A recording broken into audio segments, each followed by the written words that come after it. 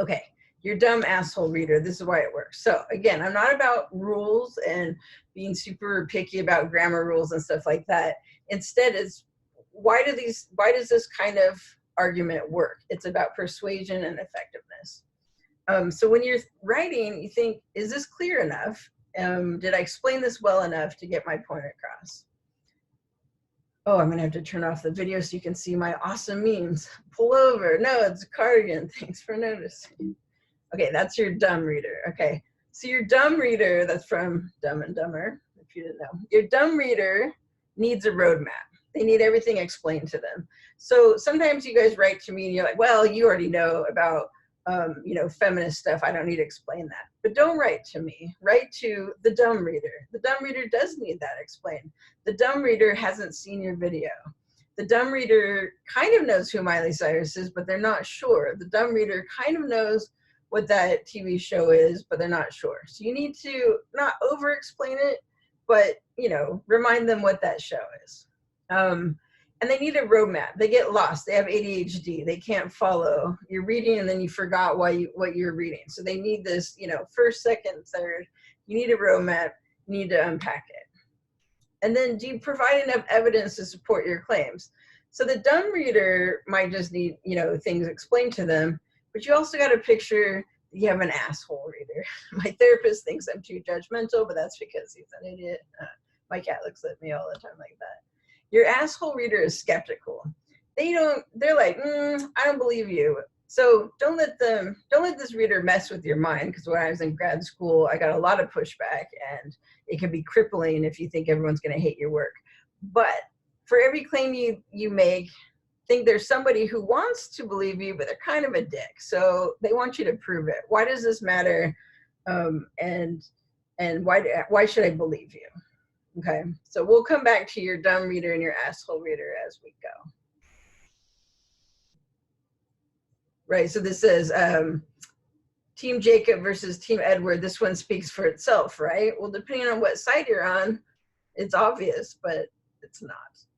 Okay, so argument. An argument is when you express a point of view and you support it with evidence. So you don't need to say, I believe, I think in your papers, because you're making an argument.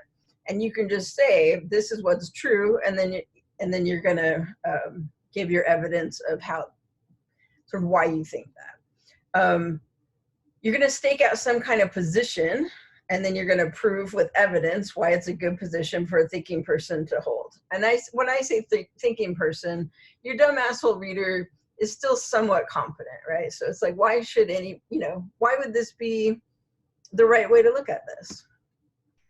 So the hardest part at this stage of your writing is avoiding description at this level. Description is, in this paper, I'm writing about the South Park episode, Medicinal Fried Chicken. Nope, that's a topic, right? That's a description, that's not an argument. An argument would be, South Park's Medicinal Fried Chicken episode uses Scarface references and giant balls to make fun of addiction and drugs. Huh. Now I'd be like, really? What are they making fun of? So now you've made an argument, and then you can prove to me that they did it. An even better argument that has like a why I should care in there. South Park uses satire around medical marijuana and fast food addiction to challenge the socially accepted norm that public policy and prohibition can keep people healthy. Okay, that's fancy. You're going to write that on your final paper, not your first paper. But that's an argument. Now I'm saying that's what this episode is about. Now I have to prove to you that's what this episode was about. So once you have an argument, a thesis, some kind of claim, then you have subpoints. And you got to think of your subpoints are because, or because why, right? Main points should support the thesis. I know that sounds obvious, but just reminding you, your thesis, South Park shows failure of public health policy to keep people healthy. That's your claim. Main points should also be arguments, mini arguments, mini, M-I-N-I. Main points should answer that question because, right? So South Park shows a failure of public health policy to keep people healthy because it does this, because it does that, because it does that. Why am I saying South Park challenges it? Because it shows how prohibition leads to violence, because it shows that by making a recreational drug medicinal, it actually set up people to be less healthy. These are subclaims. Now, when you're looking for evidence, how would you support that? Now you would go find the scenes that explain that or support that. So what that looks like, the first sentence of each main point is your argument or your subclaim, one of your becauses of the main point. I didn't show you this this argument, but yeah. So one of I didn't show you this example in Neo-Aristotelian because I cut it short that day, but just trust me, it was good. So one of the first main reason why Chonim's speech is successful is because ... The second way that the movie The Spy is feminist is, I mean, you don't have to say because, but it's like if it's in there, right? The third similarity that connects this genre together is, it's the, you know, why are you saying that? Why though, right? Just think of that all the time. Every time you write something, why though? So you say this movie is feminist. Why though? Oh, well, because it passes the Bechdel test, which is two women talking about something other than men. Why though? Oh, well, let me give you an example. Right, so every assertion you make, every argument you make, ask yourself, how do you know that? Show me, prove it. And this is where a lot of you guys are super smart analytically. So comms has taught you, man, you look at something, you read it fast, you know what's going on, and you guys have keen insight, and it's amazing. So really what this class does is have you slow that down, back it up, and unpack it a little bit. Now take your dumb asshole reader to the same place you already are in your mind. So for some of you are like, well, how am I going to get 5 pages out of this? Because you got to slow it down, right? You already know the answer, so now back it up and show us, how do you know that? Prove that, right? For this class, and this is why this is, somebody's talking about the quiz, this is easier after this lecture, you should support your claims from the text itself. This isn't a research class like others. Okay, so this isn't like a history class where I want you to go out and get outside research. I'm teaching you how to read a text itself. So when I say the movie The Spy is feminist, and you say why though, and I say because it passes the Bechdel test of two women talking about something other than men or romance, and then I'm like, why though? Now go get an example. You don't need another scholar to tell you that. You saw the movie. So now go to the movie and say, well, for example, there's a scene where her, you know, she and her backup person, I'm forgetting all their names, but you know their name, Amber Valentine's. We're talking about, you know, such and such. They're talking about cake. They're talking about spy stuff. And you would go get a very specific scene as your example. I call this thick description, and I giggle every time I say that. I know it sounds dirty, but I swear to God, that's what they call it in a qualitative methods. Thick description. Thick description is, yeah, pretend your viewer hasn't seen the movie, or they definitely haven't seen it recently, and describe that scene for me. I want, if you're doing songs, give me lyrics. If you're doing ads, give me screenshots, but give me descriptions. If you put pictures, be sure not to, again, let the picture stand for itself. You have to refer to that picture and explain it and say, as you can see in figure 1 above, she's doing this, this, and this, and that proves to me that this, and this.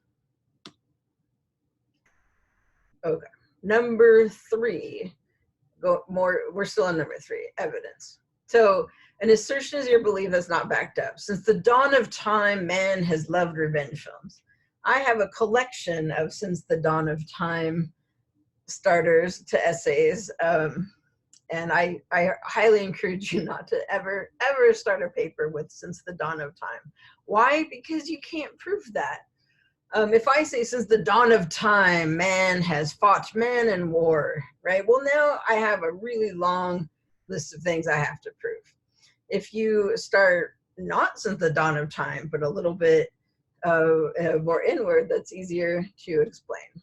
An argument is supported with examples from your text or an outside source. every claim needs to be proven because your asshole readers like, prove it. Nuh-uh, I don't believe you. If any of you guys, like, especially the women, if you've done like feminist analysis, then you go show your boyfriend and they're like, what? Like, why are you doing this to my movie? You know that you had to point out scenes to them for them to understand it, right? Or vice versa. If you learn some stuff in class and you want to show your parents or your girlfriend, etc., usually have to show it. I'm not calling them assholes. I'm just saying. So an assertion, Caitlyn Jenner effectively forms the right ethos for the speech in spite of criticism. That's how some of you guys felt. Some of you guys felt the opposite. How? Why do you say that? Why am I saying that? Well, what I mean by that is Caitlyn works to shift the focus away from herself in the speech to a broader trans community. All right, prove it. Like, you're saying she does that, but how do I know? Like, I just have to take your word for it. You say that she has good ethos, but I just take your word for it. That's where your asshole comes in. Now, prove it. Show me. Okay. So now you go into that speech and look for all the times that Caitlyn shifts the focus away from herself to the larger issue. For example, in her speech, she says, and I quote, "If you want to call me names, make jokes, doubt my intentions, go ahead, because the reality is I can take it. But for the thousands of kids out there coming to terms with being true to who they are, they shouldn't have to take it." Right? There's your evidence. And then you'll explain. So to me, this shows like she really is aware of how people feel about her specifically, and she's encouraging us to think about the kids and not about her as a character, as the figure here. Okay, and that's the reasoning part. That's the explanation. That's the warrant, if you want fancy argumentation words. Don't let the evidence speak for itself. Right? So again, that's your dumb reader. I get pictures sent to me all the time, and maybe from some of the lectures you can understand why, but they'll just send me, "Monty, this made me think of you." So I see right away why this made them think of me, but if I show it to someone else and they don't have any context, they'd be like, "Well, why did this make them think of you?" Right? And then I have to stop and say, okay, well, because in a lot of lectures, I use dicks as a metaphor or as a teaching mechanism to look at things differently. And so whenever people see pictures of things that look like dicks, they send it to me. Right. During the speech, Caitlyn talks about training for the Olympics, service in the military. Okay. Why though? Like, why? What does that do? Well, what that does is this attempts to bridge Caitlyn with as trans with values celebrated in a more conservative audience of the ESPYs, right? So you can't just say she talks about sports, she talks about the military. So what? Like, what does that do? Well, what that does is it connects. So you have to connect it back. You can't let it speak for itself. So putting it all together, claim. You make a claim and you tell me what you mean by that. So you must always have to sort of explain it for the dumb reader. Then you provide evidence. We see this when X and Y happens for the asshole reader. Paraphrase quotes after. Some of you guys will take out long quotes of even from a book, like from Foss, or you'll take out long quotes of lyrics. Pretend like, again, your dumb reader couldn't understand the quote. They don't know what you're talking about. So always paraphrase, right? Lana says, "Me and God, we don't get along, so now I sing." In that quote, we hear her saying she doesn't have a God in her life unless she has some kind of void to fill, right? Really explain it for your dumb reader who wants to be smart. They want to be with you, but they're not quite sure what you mean by that. And then your reasoning explanation. In that quote, we hear her saying that and then the reasoning explanation is this is why the quote shows the claim. So you tie it back to the claim. Thus, the alienation from God helps explain why she calls drugs, fame, and love medicine rather than #life goals. Right? Don't let the evidence speak for itself. And that covers both the dumb and the asshole reader. So I know I threw a lot at you, but these are things that you should already know. And many of you have been failed terribly by the public education system, and I'm so sorry. And some of you got a good private school education or went to an awesome magnet school, and you did get this. So if you if you're hearing this for the first time or it's been confusing, go ahead and use this as a model. Like go ahead and even model after it. Like mimic this, write your paper in that way until you get the hang of doing that yourself. So your workshop, I know a lot of you guys like it when I put that in a